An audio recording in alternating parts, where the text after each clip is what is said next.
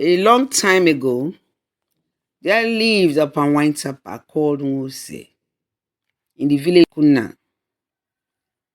He was married to a woman called Anupu. They had three children who were all boys, and they lived in the heart of the village. Mose always had a natural feeling of making his palm wine brand unadulterated, and so many people often left other palm wine tappers to come to his place to buy palm wine for their evening relaxations. In the evenings, when many of the village men had returned home from their farms and different professions they have, they would gather at Moses' house to buy palm wine drink. Some loved sitting on the local benches outside Moses' house, drinking palm wine, while others would buy the drink and take it home to drink with their families and friends. To meet up with what he had been known for, a professional palm wine tapper, bringing natural and tasty palm wine for his customers. He would leave home very early in the mornings and bring back fresh palm wine straight to his customers without adulterating it with water or native chemicals like others usually do. Although the palm wine was always bought early, sometimes people requested for the type that had stayed overnight, and it will still reserve some for those types of people who needed it. His wife and children were very dedicated too to the palm wine business he ran. When he was not around, they would sell for him, and when he returned home, they would give him the money. It was a really happy and cooperative family. One day, Mose left home very early as usual with his palm wine containers, local straps, and a sharp cutlass, and headed for the forest in search for palm wine trees that he could tap from. He followed the bush paths that led deep into the forest and came to a section where palm trees grew. He chose a particular palm tree he wanted to tap from. Straddling his straps and shielding his cutlass, he climbed up towards the top of the palm tree. Once there, he focused on his work and was thus very busy when a thought came into his mind that he should look around to see if he was safe in the forest. And he looked about him to be sure everything was okay where he was in the forest. He did not see anyone around from that height as he peered downwards. He was all alone in the forest, and he did not want to be taken unaware by any animal or human being. His eyes drifted back to the road path, and behold, something was moving there. Something he had never witnessed or seen before in his life was happening right there below on the road path. He was transfixed as he looked down and deeply engrossed in what was taking place there. He had forgotten the wine he had come to tap, yet he was conscious of the need to hang on at the top of the tree for the safety of his life. Below on the road path, two snakes, two big snakes, were fighting, and it was a fierce battle between them. Moses stayed on, and he was marveled. He was shocked.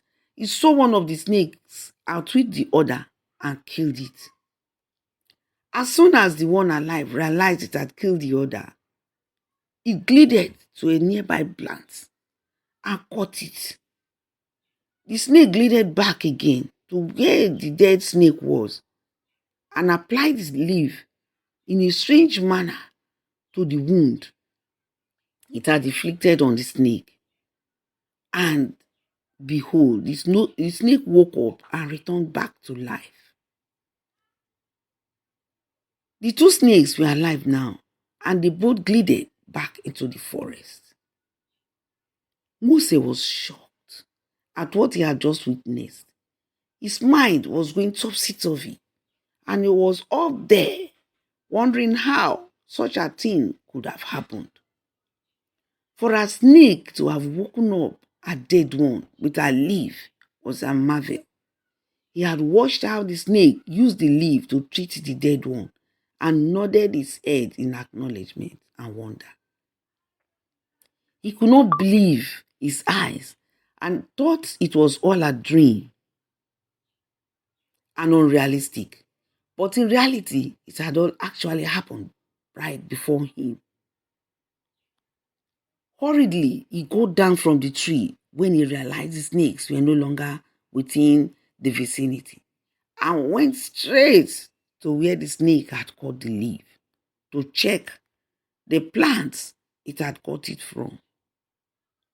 He saw the plant there and uprooted it. He packed up his things and went straight back home without a backward glance. It was a new turn and a beginning for Moses and his entire household. The knowledge of the plants he had collected from the forest had changed their lives. He was now a rich man because he used the plant to heal anyone bitten by snakes. He applied all the techniques he had seen the snake do in the forest and did not charge anyone any fees. But in return, those he had treated often gave him lots of gifts and money. He could wake people who had been killed through snake bites. Moses' name became a household word. He became very famous within Akuna village and other neighboring villages. He completely stopped the tapping of palm wine and became a curer of snake bites. His sons did not know how he did it because he never showed them, but they were very happy that life had turned out for the best for the family. Each time people brought snake-bitten patients to Moses, he would go to the forest by himself to look for the plant and use it to treat them.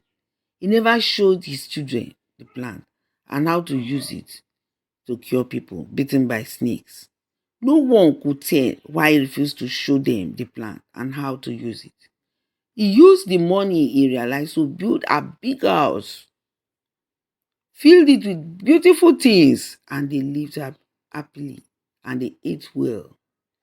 He became wealthy. The wealth that palm wine tapping could not give him, he achieved it by the stroke of luck that came across his way.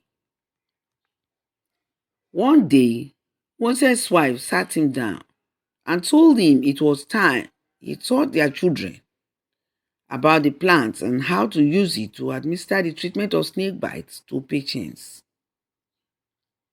She told him he was getting on in age and needed to share the knowledge with his children in case he passed on. It was something she needed the family to have as being passed on from generation to generation. She did not want that great knowledge to die, so he should teach the children so that the power and ability of using the leaf to heal and save people's lives from dying of snake bites will not die. Despite all the way his wife tried to convince Moses, he refused to teach his children.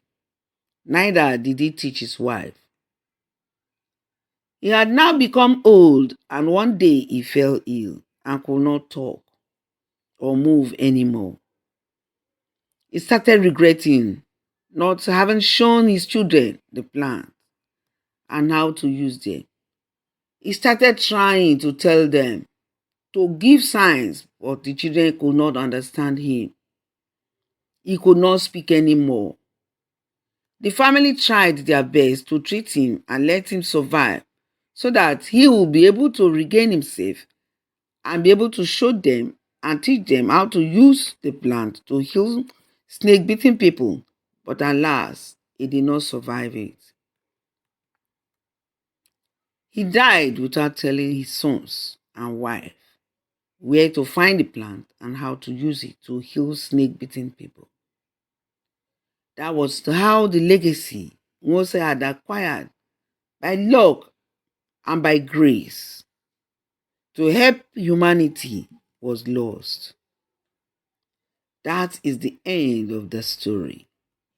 Please subscribe and turn on the notification bell so that you will be among the first to get my new videos. Thanks for watching.